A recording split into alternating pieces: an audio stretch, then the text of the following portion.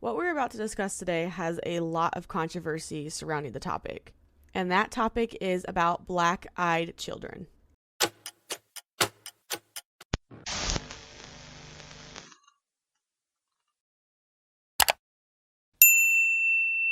Now, if you've heard of black-eyed children, oh my god, they are absolutely terrifying. It's basically an Americanized urban legend. Black-eyed children are children from the ages of like 6 to 16 with very pale skin, black eyes, and most of the time they're either hitchhiking, begging, or are encountered on front doorsteps of residential homes.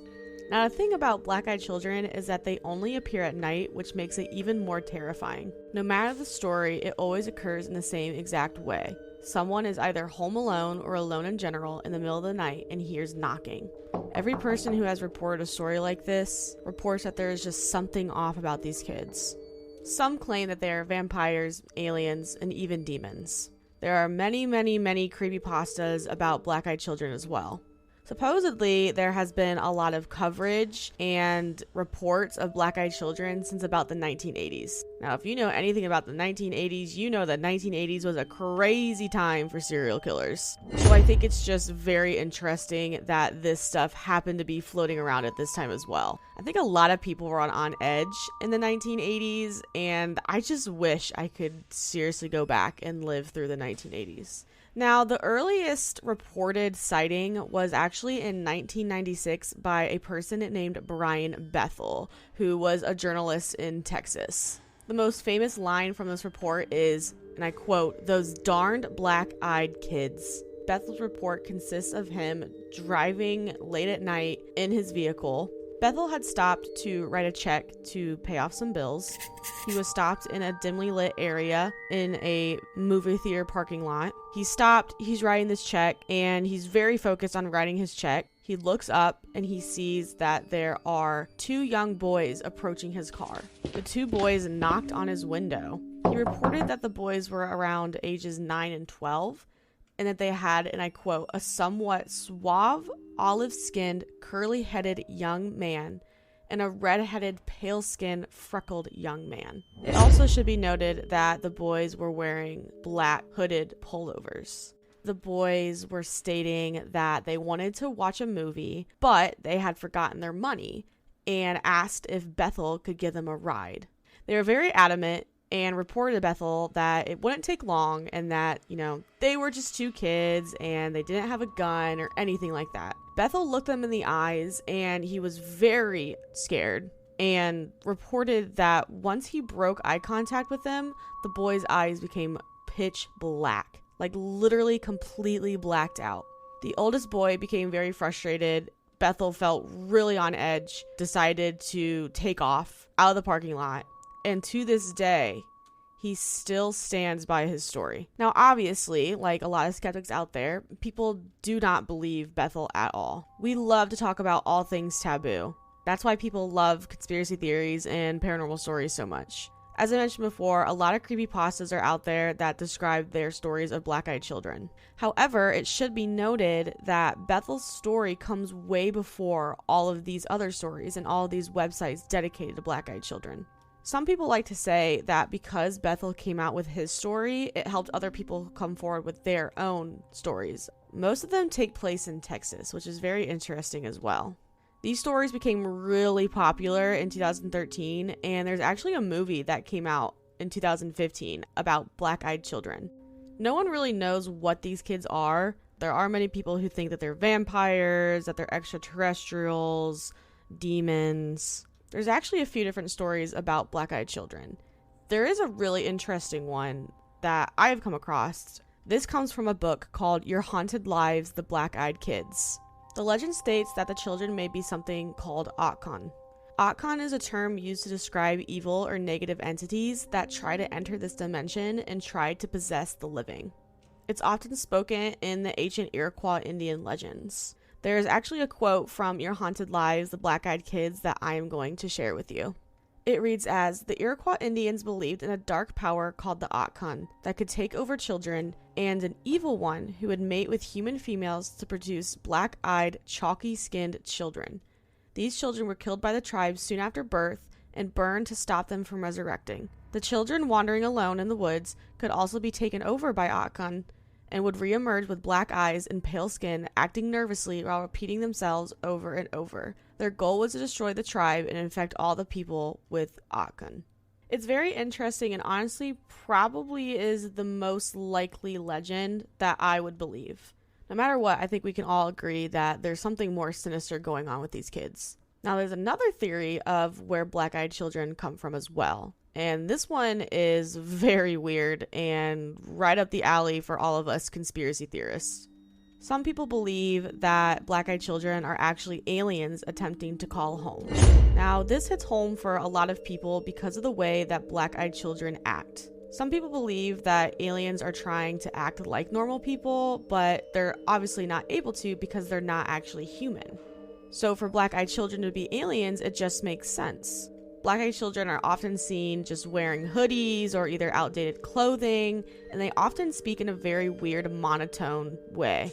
The reason conspiracy theorists believe that black-eyed children are aliens is because they're trying to call back home. This would make sense for why the black-eyed children are so adamant about getting their way. They often become frustrated when they don't get their way, and also they become frustrated when people notice that their eyes are black. I mean, hey, aliens are smart. If they can't duplicate exactly what humans look like and somehow they just can't get the eyes right, it would make sense for them to go out at nighttime so that you can't really see their faces. And then the last theory that people have is that some people believe black-eyed children are a direct result of the devil himself. Demonologists believe that they are children of the devil and that if you let them inside, you're actually allowing the devil to enter into your life. So the kids will come to your door, they'll knock, they'll ask to come in, and if you let them in, something bad is going to happen. I think this theory has a lot to do with the Iroquois Indian legend, and that just makes sense to me. We definitely can all agree that these kids are absolutely evil.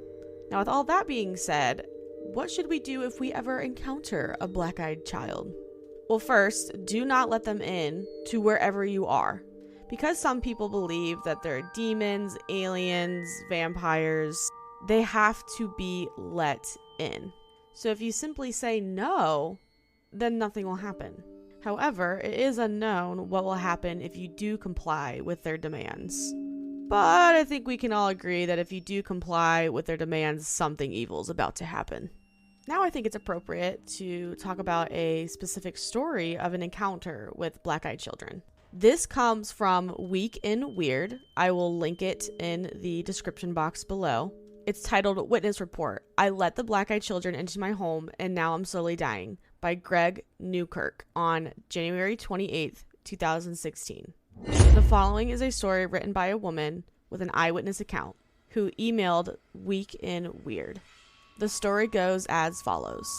Let me start by saying that I know how hard this all will be to believe, but now that things have taken a turn for the worse, I started looking for stories similar to mine and found Week in Weird. I feel like I should share this story with someone, and your website seems to be the right place. I made the mistake of letting the black-eyed kids inside, and now I'm worried that I might die because of it. I hope this will be a warning to everyone else who is ever in the position to make the same mistake that I did. I live just outside of a rural town in Vermont.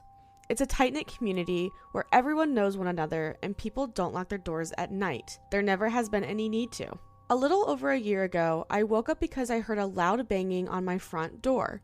At the time, my husband and I lived in a small home on a dirt road just off the rural route into town. It was the middle of a snowstorm and the nearby hills get very slippery in the snow, so I thought that someone might have been in an accident and broken down. It's happened before. When I looked out the window, I could see that our motion spotlight was on. I could see that there were footprints in the snow that had come from our road and into our driveway, but there was no car anywhere. The snow was still covering the road and no one had driven on it for at least a couple of hours. Our front door was obscured from the window, but I could see that someone was standing there. I wasn't sure what to think, so I woke my husband up just to feel safer. While I was telling him what was going on, the banging on my door started again, and my husband went to answer it while I stood in the hallway. When he opened the door, there were two children standing in the snow looking toward the ground. They were a boy and a girl and could not have been more than 8 years old. They were dressed strangely and had odd haircuts. The girl's hair was very long and straight, and the boy had a dated haircut that looked almost like a bowl cut. They weren't dressed for winter, and my first thought was that they must have been Mennonite children, but as far as I know, there was never a large community of Mennonites near us. Thinking back on it, I know that my normal reaction to seeing children in a snowstorm would have been to rush them inside and bundle them up with some blankets and hot cocoa, but that's just not how this felt. The children were very unnerving. They would not make eye contact, and when my husband asked if everything was okay, they asked if they could come in. My husband looked at me like, "What do I do?" And I asked the kids where their parents were. "They'll be here soon," is all they said. It was around 2 o'clock in the morning at this point, so the only reasonable thought in my head was that there must have been an accident or these kids got lost. As much as my instincts told me not to bring them inside, I did it anyway. I went into the kitchen to make some hot cocoa while my husband took them into the living room. While I was fixing the kettle, I could hear my husband talking to the kids. He was asking if they were okay, where they came from, how far they walked, and if their parents' car was broken down. Things like that. But they always answered, "Our parents will be here soon." They spoke in a singing, songy voice. They weren't afraid to be in a stranger's home at all. I started to notice our cats, we had 4, were all hiding except Pigeon, who was in the kitchen with me. Normally our cats are very curious and friendly, and we have to be careful that they don't run out the door when we leave. This time none of them even tried to see who was here, which I thought was very strange. All of the hair on Pigeon's neck was standing up and his tail was puffed while he looked in the living room. When I went down to pet him and see what was wrong, he hissed and started growling and backed up until he had hit himself onto the kitchen island. I have never seen them do this before. When I walked back into the living room, the kids were sitting on the couch, as still as can be, but my husband was holding his head in his hands. I asked him what was wrong, and he said that he felt very dizzy all of a sudden, but that he was fine. I turned back to the children to give them their cocoa, but when they looked at me, I gasped. It took everything inside of me not to drop the mugs and run away. When they looked at me, their eyes were completely black. They had no whites, just giant black pupils. When they saw that I was scared, they stood up and asked if they could use the bathroom. I tried to be as composed as I could and show them down the hall. They went to the bathroom together, and I hurried back to my husband to ask him if he had seen their eyes. He had seen them too and said it looked like his brother's badly bruised eyes after a car accident. We were in the middle of talking about whose children they could be when my husband's nose started to bleed. He'd never had nosebleeds as long as I had known him. I just knew inside myself that this had something to do with the kids in the bathroom, and I started crying while I ran to get my husband some tissues. That's when the power went out. I heard my husband yell my name from the living room, and as I started to walk back through the hallway, I stopped dead in my tracks. The 2 children were standing at the end of the hallway. They weren't moving, and I have never been so scared in my whole life. They just stood there in the dark. After what felt like forever, the boy said, "Our parents are here," and they walked to the door, opened it, and walked out, leaving it wide open. My husband jumped up to go close it and almost fell over. We looked out the window and saw 2 men standing by a black car idling at the end of our driveway. The men looked like they were wearing black-colored suits and very tall, at least 6 feet. When my husband waved at them, they just stared at us, got in a car, and drove off. Our power came on about half an hour later, but nothing was the same after that. Over the next few months, 3 of our cats went missing. We only assumed that they ran away and that they never came back, but the worst was coming home to find Pigeon in a puddle of blood in the living room floor. He looked like he had been vomiting blood. The vet told us that he had some kind of hemorrhage. After my husband's nosebleeds became a regular occurrence, we went to see a doctor.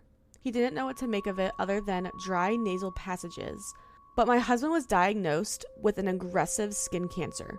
When the doctor asked us if he had used tanning beds, we both thought he was joking, but apparently this kind of melanoma is linked to overuse of indoor tanning. The doctors think he will recover, but don't understand how it got so bad so quickly. My husband has never worked an outdoor job and spends relatively little time in the sun. Since we let the black-eyed kids in our home, I've suffered from regular dizzy spells and nosebleeds on a regular basis.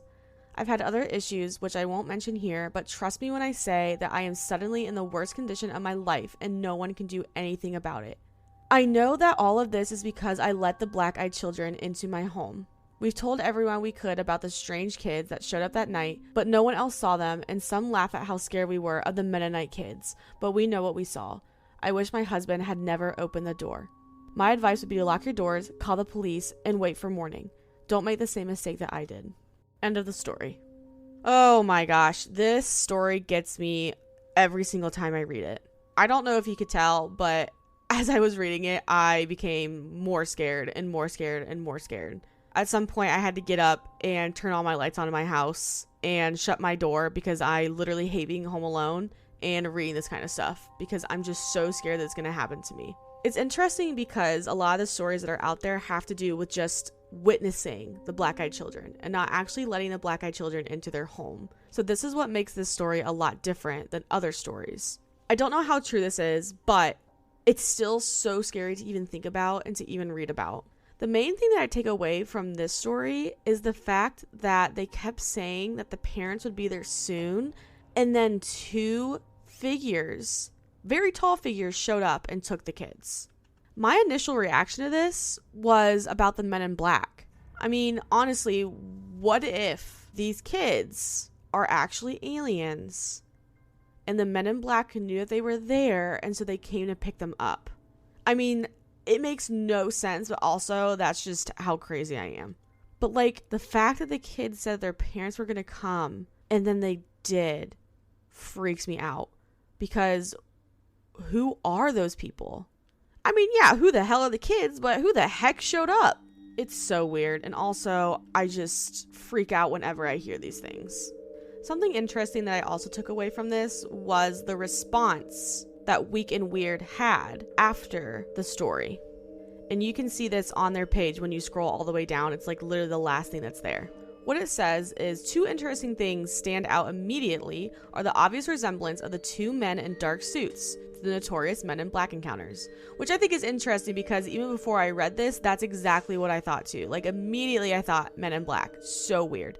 Second, the skin cancer diagnosis seems reminiscent of radiation burns or moonburn syndrome, commonly suffered by UFO witnesses, which I actually never knew about, which is so crazy and makes so much sense. So the person who wrote this said, could the black-eyed children be part of an emerging trend in extraterrestrial contactee cases? So I don't know. What do you think? Do you think that black-eyed children are aliens? Do you think they're vampires? Do you think that they're just from an urban legend? Let me know.